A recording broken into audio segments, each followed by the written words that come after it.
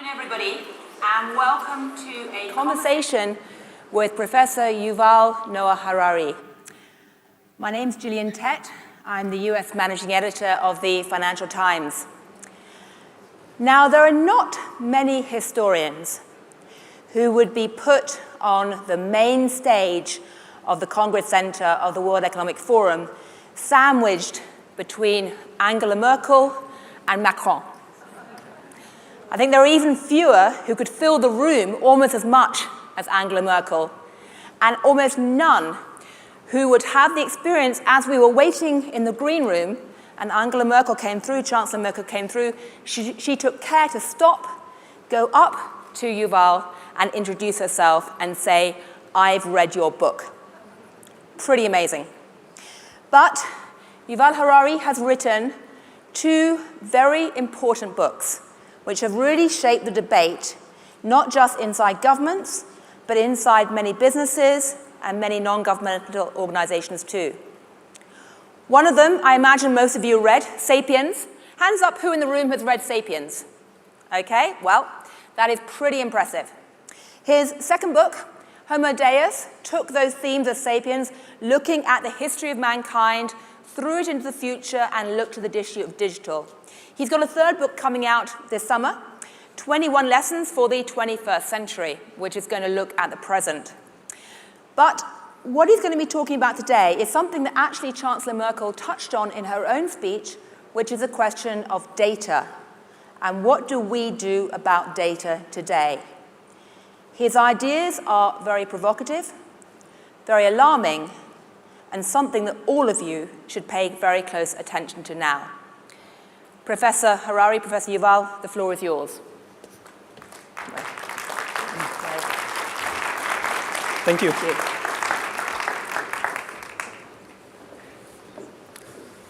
So, hello everybody.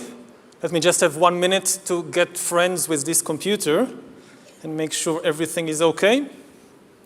And can I have a bit more light on the audience so I can see the faces and not just speak to a darkness? Thank you.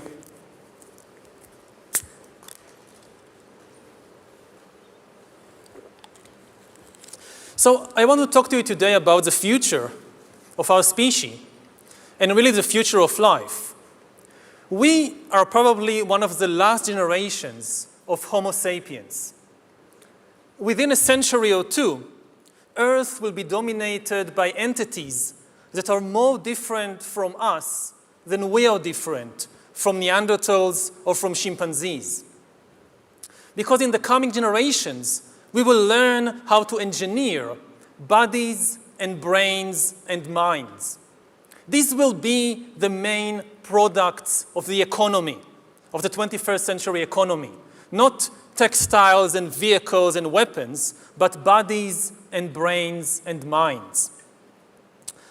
Now, how exactly will the future masters of the planet look like? This will be decided by the people who own the data. Those who control the data control the future not just of humanity, but the future of life itself.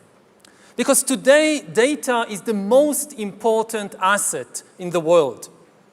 In ancient times, land was the most important asset. And if too much land became concentrated in too few hands, humanity split into aristocrats and commoners. Then in the modern age, in the last 2 centuries, machinery replaced land as the most important asset. And if too many of the machines became concentrated in too few hands, humanity split into classes, into capitalists and proletariats. Now data is replacing machinery as the most important asset. And if too much of the data becomes concentrated in too few hands, humanity will split not into classes. It will split into species, into different species. Now, why is data so important? It's important because we've reached the point when we can hack not just computers, we can hack human beings and other organisms. There is a lot of talk these days about hacking computers and email accounts and bank accounts and mobile phones, but actually we are gaining the ability to hack human beings. Now, what do you need in order to hack a human being? You need two things.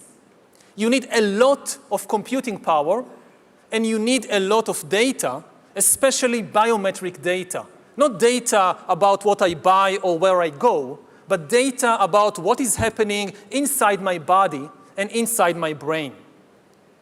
Until today, nobody had the necessary computing power and the necessary data to hack humanity.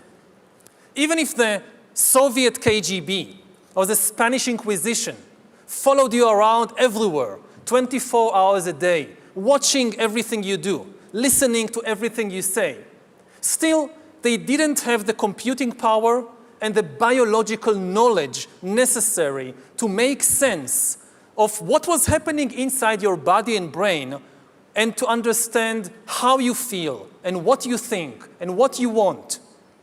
But this is now changing because of two simultaneous revolutions. On the one hand, advances in computer science, and especially the rise of machine learning and AI, are giving us the necessary computing power. And at the same time, advances in biology, and especially in brain science, are giving us the necessary understanding, biological understanding. You can really summarize 150 years of biological research since Charles Darwin in 3 words. Organisms are algorithms. This is the big insight of the modern life sciences, that organisms, whether viruses or bananas or humans, they are really just biochemical algorithms. And we are learning how to decipher these algorithms.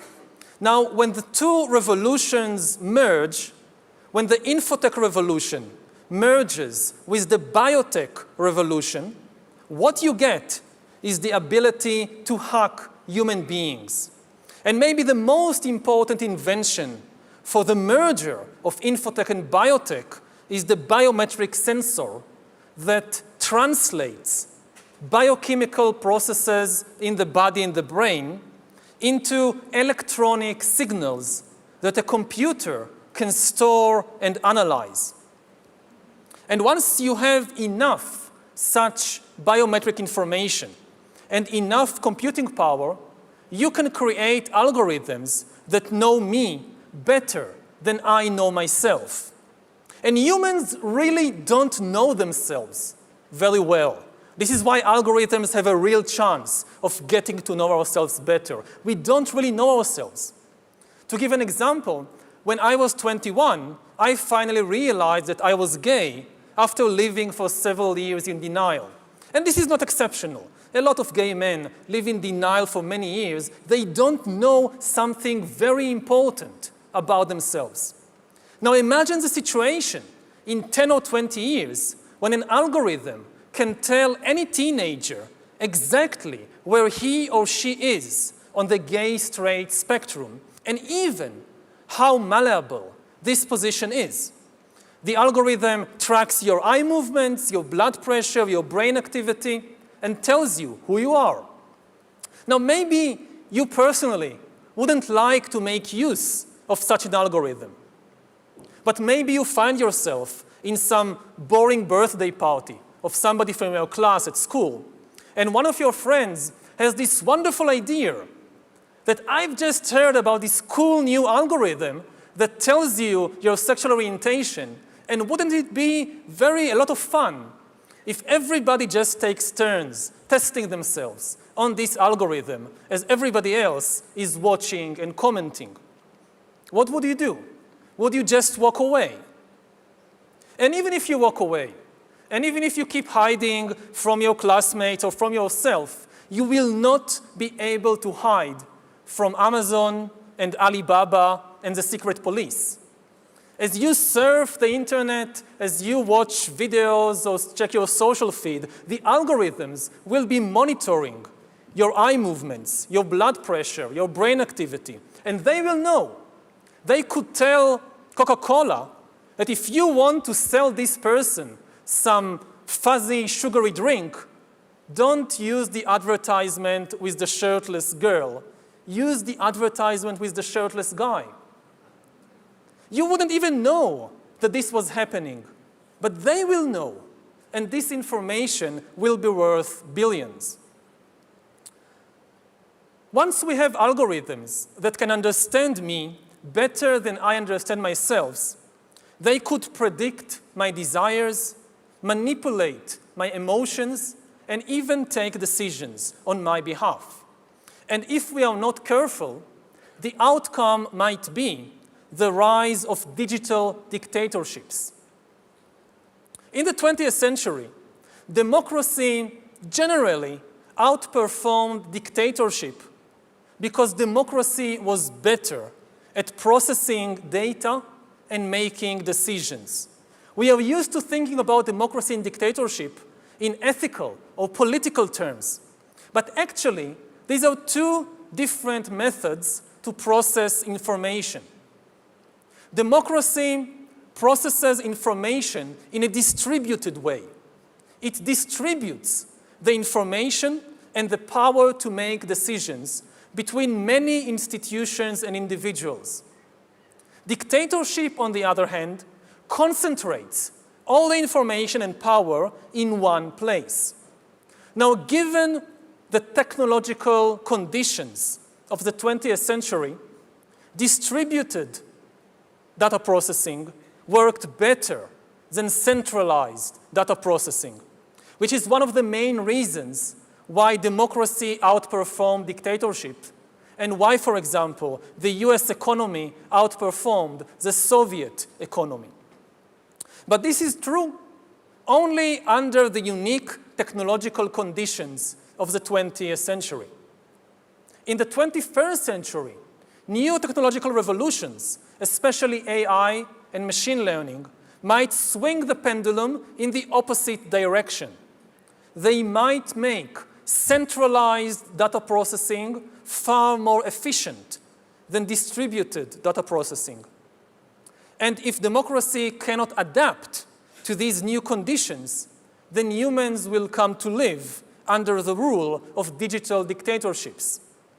And already at present, we are seeing the formation of more and more sophisticated surveillance regimes throughout the world, not just by authoritarian regimes, but also by democratic governments.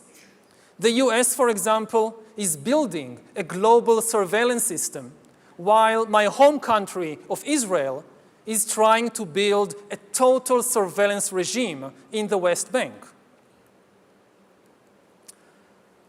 But control of data might enable human elites to do something even more radical than just build digital dictatorships. By hacking organisms, elites may gain the power to re-engineer the future of life itself. Because once you can hack something, you can usually also engineer it. And if indeed we succeed in hacking and engineering life, this will be not just the greatest revolution in the history of humanity. This will be the greatest revolution in biology since the very beginning of life 4 billion years ago. For 4 billion years, nothing fundamental changed in the basic rules of the game of life. All of life, for 4 billion years, dinosaurs, amoebas, tomatoes, humans, all of life was subject to the laws of natural selection and to the laws of organic biochemistry. But this is now about to change. Science is replacing evolution by natural selection with evolution by intelligent design.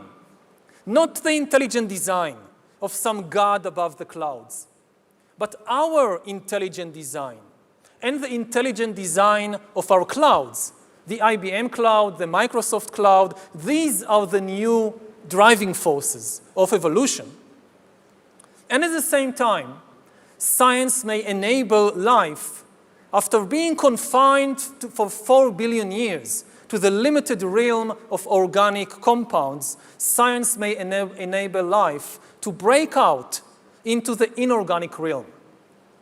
So after 4 billion years of organic life shaped by natural selection, we are entering the era of inorganic life shaped by intelligent design. This is why the ownership of data is so important. If we don't regulate it, a tiny elite may come to control not just the future of human societies, but the shape of life forms in the future. So how to regulate the data, the ownership of data? We have had 10,000 years of experience regulating the ownership of land. We have had a few centuries of experience regulating the ownership of industrial machinery. But we don't have much experience in regulating the ownership of data, which is inherently far more difficult because unlike land and unlike machinery, data is everywhere and nowhere at the same time. It can move at the speed of light, and you can create as many copies of it as you want.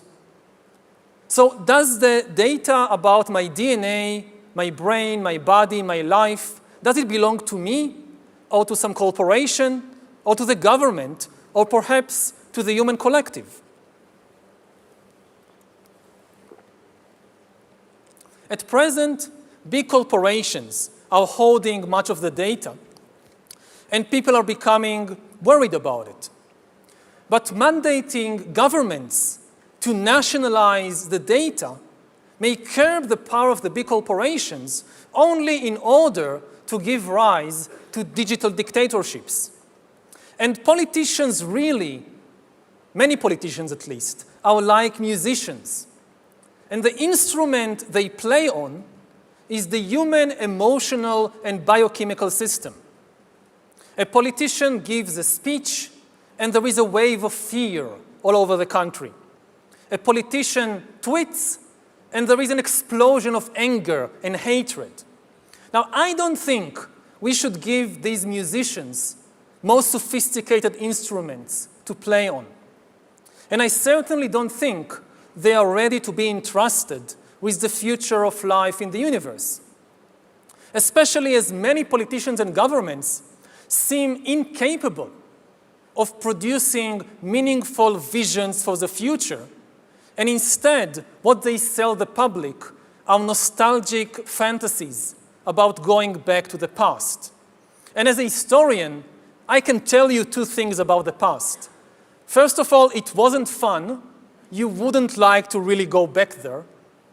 And secondly, it's not coming back. So nostalgic fantasies really are not a solution. So who should own the data? I frankly don't know. I think the discussion has just begun. Most people, when they hear the talk about regulating data, they think about privacy, about shopping, about companies, corporations that know where I go and what I buy. But this is just the tip of the iceberg. There are much more important things at stake. So the discussion has hardly begun, and we cannot expect instant answers. We had better call upon our scientists, our philosophers, our lawyers, and even our poets, or especially our poets, to turn their attention to this big question. How do you regulate the ownership of data? The future, not just of humanity, but the future of life itself may depend on the answer to this question. Thank you.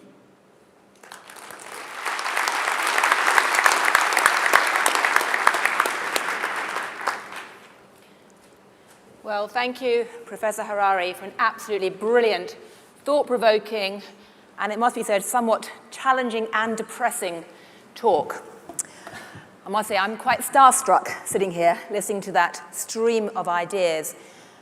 And I'd like to start with a very simple question, which is this.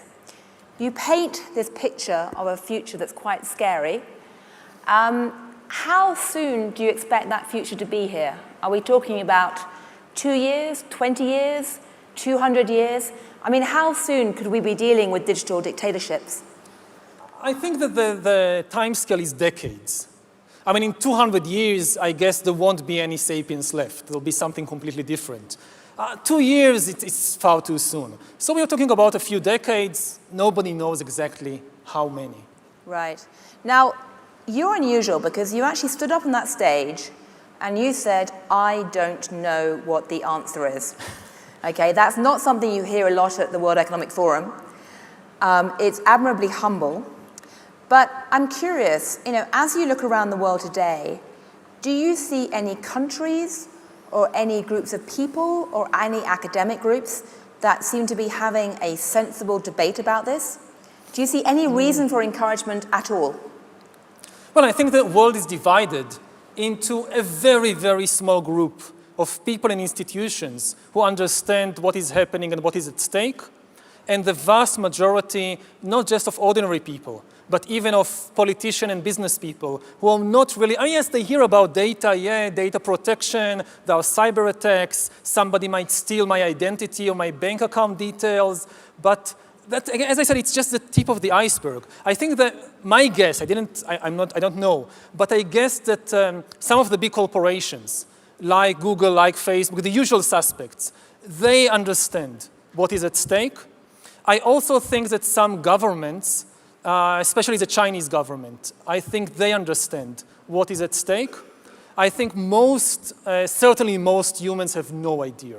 Right. Again, the thing is, just to make it clear, it's the biometric data is the key. When people think about data, they mostly think about where I go, what I buy. When they think about hacking, they think about computers. They talk about AI, about machine learning. They forget the other side of the equation, which is the life sciences, the brain sciences. The brain sciences are giving us access to here. This is what we really tried, what somebody is really trying to hack is this, not this. Right. I mean, China is interesting because I remember sitting at a table a few years ago in Davos with a senior Chinese official and we were arguing about democracy, and he said, well, you in the West have democracy, we have social media. And the point was that Chinese government is using social media to not just monitor its citizens, but also act as a weather vane to gather information about what's happening in terms of public sentiment and ensure that they stay 1 inch ahead of that to stop any explosions.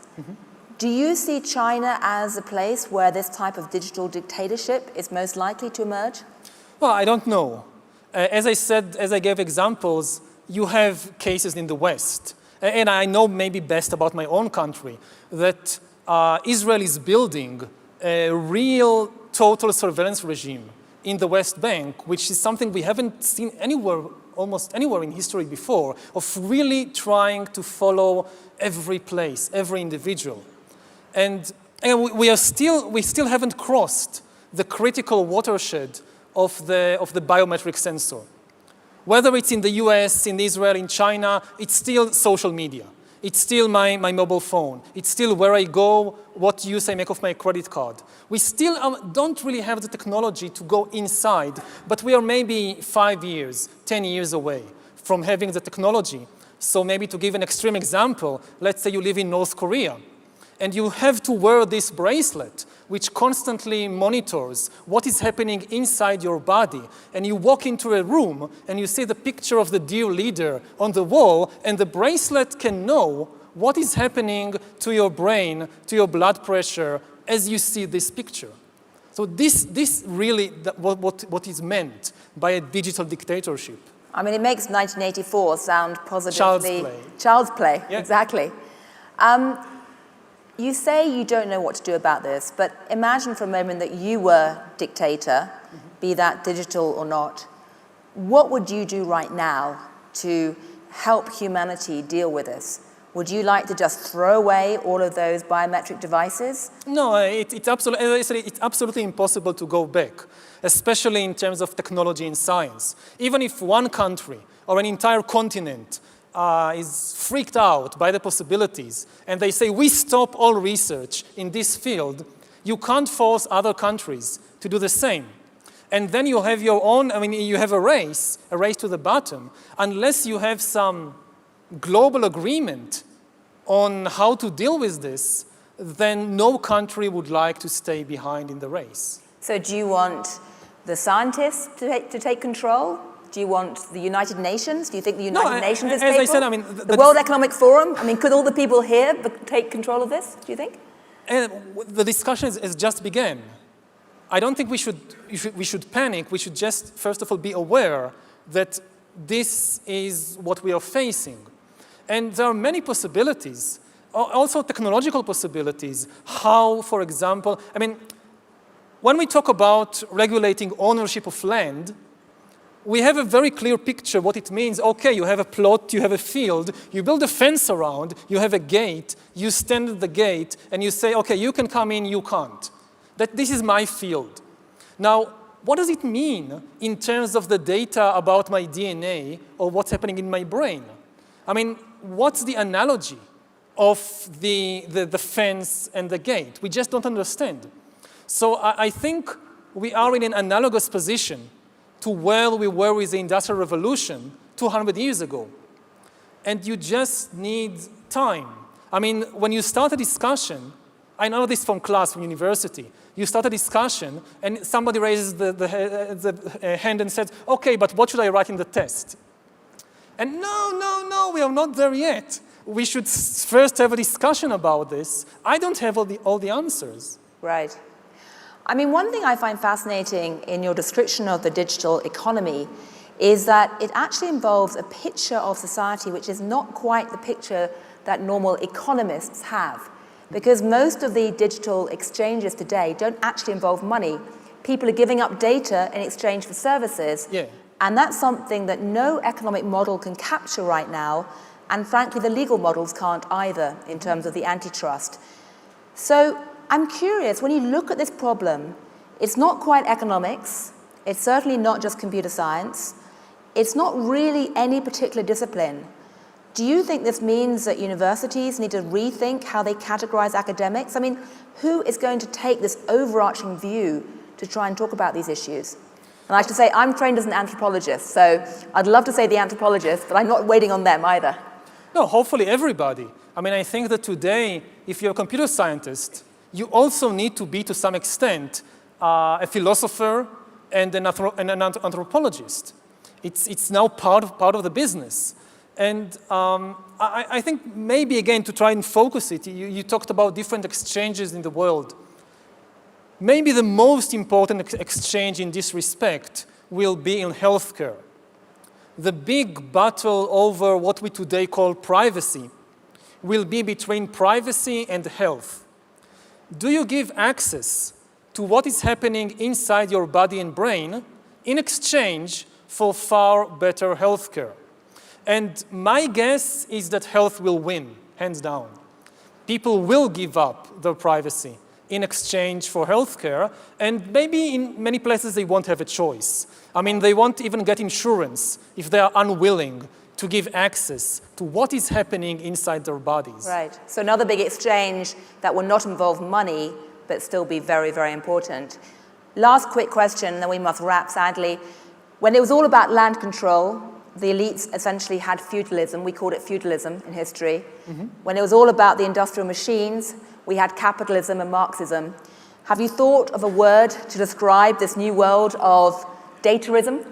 Yeah, I tried dataism, but I don't know. Words have their own life, and what word catches and what word doesn't, it's really a coincidence. Well, maybe answers on the postcard if anyone in the hall has an idea, or tweet it out, or send him an email, or whatever digital communication you like. But anyway, on behalf of everyone here, I can see from the faces, people are actually not looking at their mobile phones. They're actually looking at you. They are rapt. That is quite an achievement. And thank you very much indeed for both inspiring us and terrifying us. Thank you. Thank you, Gillian. Thank you.